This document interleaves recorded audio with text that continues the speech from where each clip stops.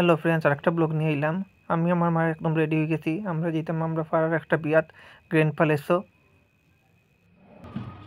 এই গেলাম গ্র্যান্ড প্যালেসও, খুবই সুন্দর ডেকোরেশন করা হয়েছে। বিএড কলেজের সামনে গ্র্যান্ড প্যালেস বিবাহ ভবনটা, অদ্ভুত লাইটিং।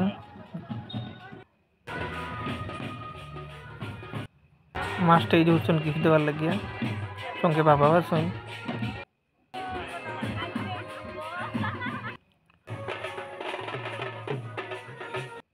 বিয়া স্টার্ট হয়ে গেছে।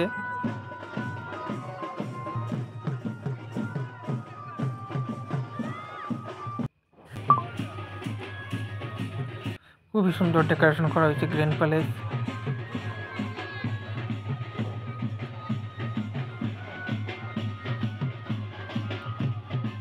লাইটিংটা দেখার মতো হয়েছে, ঝুমরটা উপরে লাগানো হয়েছে, এটা খুব সুন্দর।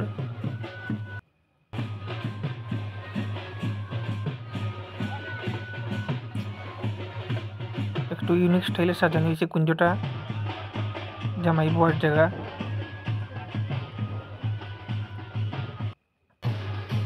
খুব সুন্দর ফোয়ারা।